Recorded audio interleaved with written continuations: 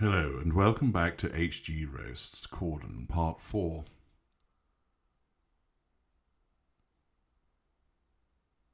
Corden, how you like this? Pretty terrifying, isn't it? When this recording stops and my viewers go about their daily business, I will continue. You can rest assured of that. I haven't had so much entertainment in such a very long time as tearing these repeated roasting strips off you.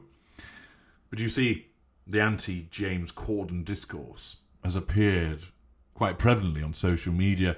For instance, when you got involved in spoiling something else with your fuckwittery. And that was in Kay Cannon's Cinderella, where you not only served as a producer, but you also played one of Cinderella's mice friends, who were turned by fairy godparent into footmen. And to promote the release of Cinderella, you and your co-stars, Camila Cabello and Idina Menzel, prepared a flash mob as part of the Late Late Show in a segment titled Crosswalk the Musical. Viewers, and those who went through the experience of living the musical, took to social media to complain about you, to say how inconsiderate it was of you to stop traffic at an intersection, and how down uncomfortable they found it watching you dancing in a mouse costume. This, of course, isn't the first time that people have voiced their dislike of you. For instance, when it was announced that you were going to be the host of the special reunion episode of Friends, many fans of the series said they'd rather not have a Friends reunion than one hosted by you. Think about that for the moment, you flabby wanker. Those fans of Friends who are ardent in their devotion to the sitcom would actually choose not to have a reunion than have one hosted by you. You see, people don't buy this nice guy image that you try and cultivate. People see through you, and they see how rude you are and how fake you are in interviews, but you can't see it. And that you're rude and you're fake when you're talking to your guests, because you repeatedly interrupt them and talk over them, which is an evidence of the absence of your boundary recognition and your sense of entitlement. You also sing over your guests repeatedly in Kabul karaoke, because you're not really interested in George Michael or Adele or whoever it is who's more famous than you sat next to you in the car. Oh no, it's the James Corden show. Listen to me sing. Look at me, everybody. Aren't I funny? Aren't I talented? I'm driving around, although of course I'm not because it's filmed on the back of a trailer. But listen to me sing. And actually, I'm a better singer than you. No, I am. Please, listen to me. Listen to me. You've got to listen to me. I'm absolutely desperate for you to listen to me. And you sing over the top of your guest. I can well imagine anybody that's invited to whatever mansion that you live in is immediately treated to you showing them pictures of yourself lining the entrance when they first come in. And then you take them to a room and show them all of the awards, many of which I'm sure that you've probably bought and made up in order to make yourself look better. And that you take them on a parade around your house, which actually turns out to be not a mansion, but a building that has been fashioned in the likeness of you. And they walk in through your mouth. And they find that what are the teeth are all pictures of you. And they walk up the tongue, the brown-stained tongue from the arse lickery that it's always been involved in, to go upstairs, and they find that they're walking around the inside of you. That's how preoccupied you are with yourself. That you, quite understandably, and I can quite believe that you would build a house in your own image and then invite people in to not only hear about you, see you, but actually be inside you. That's how rampant your ego is. Many people have talked about their unpleasant encounters with you in restaurants, at events, and of course, your attitude that's prevalent. You're rude to staff. And it doesn't help that your performance in The Prom as a gay character was seen as stereotypical and offensive. And when you got a nomination for a Golden Globe Award, Lord knows how, you must have some serious dirt on some people, Corden. That's all that I can imagine. Is that you are bland and you just rely on everybody else around you. The quality of your comedy is zero. And what you do is you acquire the character traits of the talented people that you're surrounded with, the people that you talk to, the people that you sing over, the comedians that you sponged off in terms of their talent in the early stages of your career. The fact that, as I mentioned again, you piggybacked Ruth Jones's talent when she wrote Gavin and Stacey. And that is what you've done.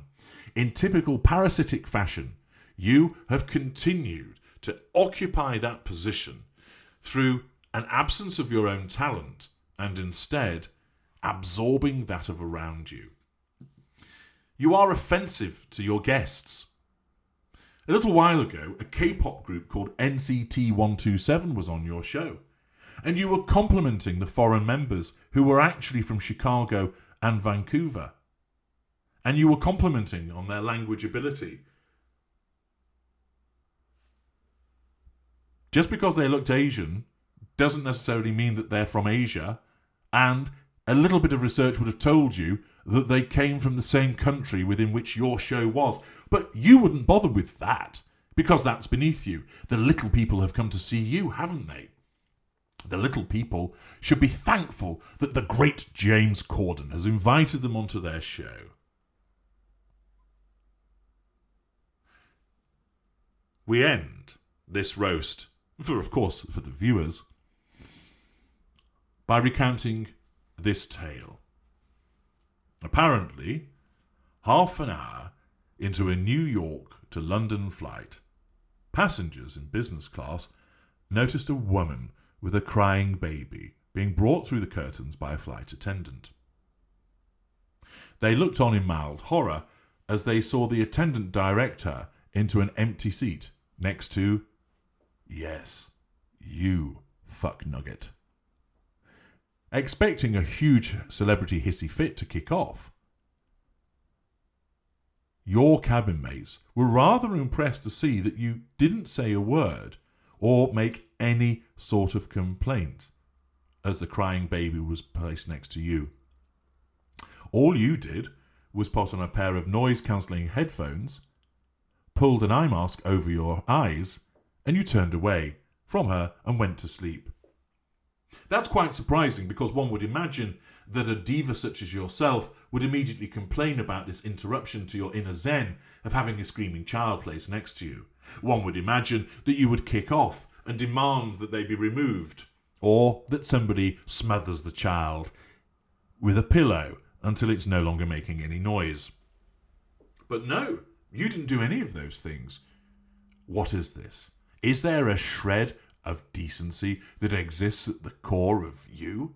Have we finally found it after stripping back the layers of ego and rampant self-entitlement and monstrous lack of accountability? Have we pulled back those strands and layers and fragments and found underneath that there is an essence of decency within you? Am I mistaken? Perhaps I have erred in assuming that you are one of us, and that you're merely narcissistic, and you're just a oversensitive kind of chap, and that really you are a decent human being. Well, the tale continues, because when the plane landed, the passengers were surprised to see that you remained seated, as the woman next to you with the baby struggled to open the overhead locker. The return to form that you couldn't be asked to even assist her. You couldn't show any cognitive empathy even to demonstrate politeness and assistance to the struggling woman. But then there's more, because the onlookers were even more surprised when this woman turned to you and said, "For fuck's sake, can you at least hold the baby while I get the bags down?" And it transpires that apparently this woman was your wife, and the baby was your baby. And should that story be accurate, and why shouldn't it not based upon all of your other behaviours, that just sums up the self-absorbed, self-centred, talentless void of a see you next Tuesday that you are. It's at this point Our viewers are going to leave us. James Kimberly Corden. But I'm not leaving you. I am now going to turn up the furnaces to 11 and continue to embark in the roasting torture of you until I've obliterated every essence of you. And then once that has been done, it will be my crusade, my mission to scour the wastelands of the internet and ensure that every performance, every utterance, every video is in the fullness of time expunged, so that the world is spared from ever having to listen to that shrill, piggy little laugh of self-satisfied delight. That the world no longer has to look upon you, making it all about you. Be ready, Corden, because that is what is coming next. But for now, dear viewers, thank you for listening to this roast of James Corden. Please do share in the comments your own observations about this talentless lump. Have you ever had the misfortune to have some direct involvement with him? And what was the upshot of it? What do you think of the shows that he's been in? What are your overall opinions of the way that he conducts himself? Make sure, of course, as always, that you like this video and the entire number of them, the numerous parts in this third part of HG Roasts, that you share the videos and show super thanks, all of which you can do underneath the video. I'm HG Tudor, and I have just roasted James Corden. Thank you for listening.